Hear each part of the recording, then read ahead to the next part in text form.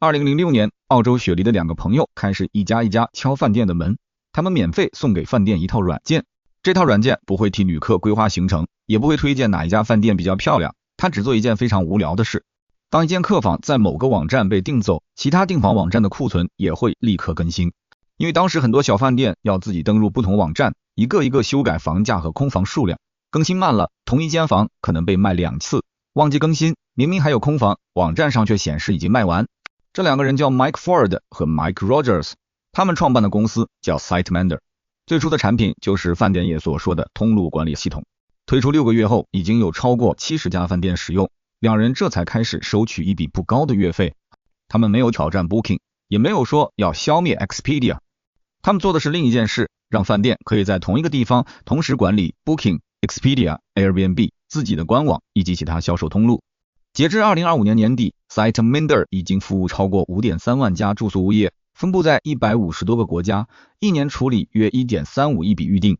2026财年上半年，它的收入达到 1.311 亿澳元，不过税后仍然亏损478万澳元。所以这不是一个完美无缺的暴利神话，但它至少证明了一件事，一个看起来很无聊夹在平台与饭店之间的工具，真的能让数万家企业持续付钱。那问题来了， Booking、Expedia 的技术和资金都比当年的 SiteMinder 强得多，为什么这个位置最后没有被其中一家平台吃掉？因为 SiteMinder 选中的正是巨头看得见却很难彻底去做的位置。饭店需要 Booking， 却不能把命运只交给 Booking。 假设你经营一家只有40间客房的小饭店， Booking 可以把你的房间展示给全世界的旅客，这是你自己很难做到的事，你需要它。但你不会只在 Booking 上卖房，你可能同时使用 Expedia、Agoda、Airbnb， 也希望旅客能从自己的网站直接预订。因为不同平台会带来不同国家、不同季节的客人，而自己的官网能让你留下更直接的顾客关系。问题是，客房和普通商品不一样，一只手机可以准备1万台库存，一间饭店今晚只有40间房，同一间房不能在 Booking 卖出去以后又在 Expedia 卖第2次，房价、库存、入住限制和订单必须在所有通路及时同步，这就需要一个不属于任何单一订房平台的中立层。 SiteMinder 在2026年的投资人简报里甚至直接把中立称为自己的根本价值。饭店不想把所有房间交给单一流量来源，而是希望保留调整通路的权利。 SiteMinder 要做的就是代表饭店同时连接450多个销售通路与400多套饭店系统。 Booking 当然有能力开发饭店工具，但 Booking 最重要的目标是让更多交易经过 Booking， 饭店需要的却是一套能同时比较、管理甚至替换不同平台的系统。一家订房平台可以帮饭店提高效率，却很难把如何减少对任何单一平台的依赖彻底做成自己的核心产品。不是技术做不到，而是它很难成为真正中立的那一方。这就是 SiteMinder 找到的商业位置，它不和巨头争旅客，而是替巨头另一边的饭店保留选择巨头的权利。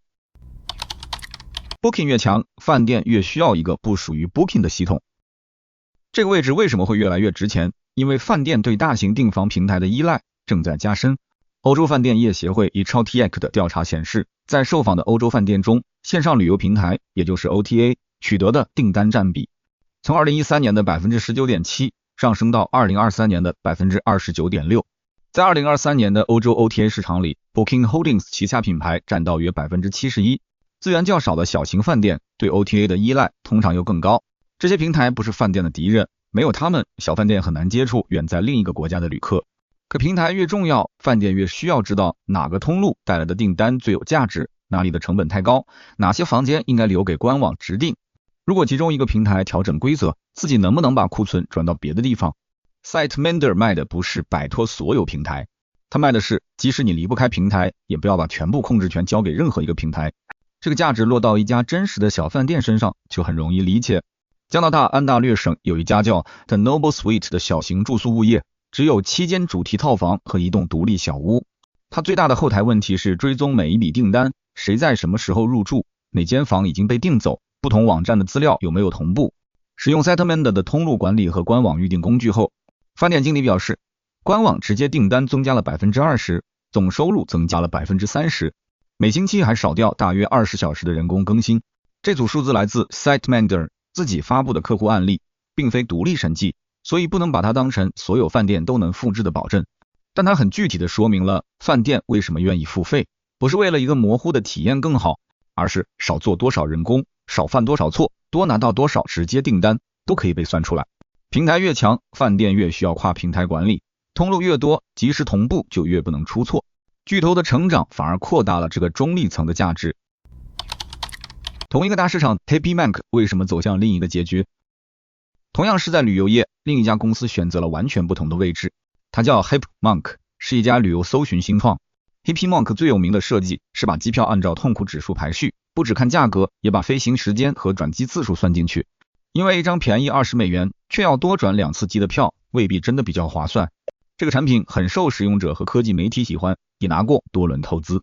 2016年，它被企业差旅公司 Concur 收购。2020年，产品停止服务。Happy Monk 帮旅客做出了更好的选择，但选好机票以后，使用者通常还是要跳到航空公司或者其他网站完成交易。它改善了搜寻界面，却没有控制机位、付款，也没有成为旅游公司每天不能停掉的营运系统。Siteminder 则完全相反，旅客甚至不知道它的存在，饭店却要靠它避免重复订房、同步价格和分配库存。一个得到消费者的喜欢，却容易变成别人的功能；另一个躲在后台解决平台无法中立处理的问题，最后让企业按月付钱。这并不代表所有后台工具都会成功，也不代表 Happy Monk 的收购对投资人一定是失败。它真正揭示的是，在一个巨大市场里，产品是否受欢迎和你是否站在一个不能被轻易绕过的位置是两件不同的事。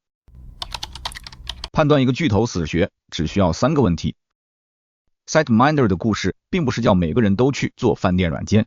它真正提供的是一套可以带到其他行业里的判断方法。第一，巨头的客户最想保留什么权利？饭店需要 Booking 的流量，却想保留选择不同通路、管理自己库存和发展直接订单的权利。抱怨平台的人很多，但只有当客户愿意花钱保住自己的定价、客户和销售通路，这个问题才可能变成一门生意。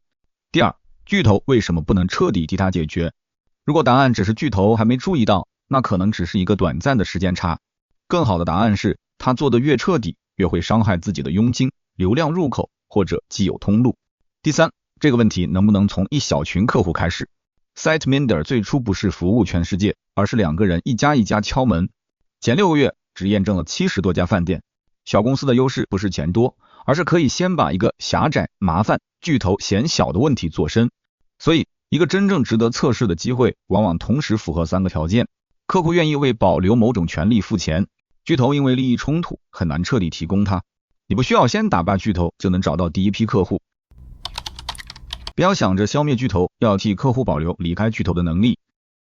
现在回头看， Siteminder 最聪明的地方不是发明了一个多么炫目的功能，而是他从一开始就没有选择和 Booking 抢旅客。 Booking 的价值是把全世界的旅客带到饭店面前， Siteminder 的价值则是让饭店接住这些旅客的同时，仍然保有管理其他通路和自己顾客的能力。它依赖 Booking、Expedia 和 Airbnb 的存在，也可能受到这些合作伙伴政策变化的影响。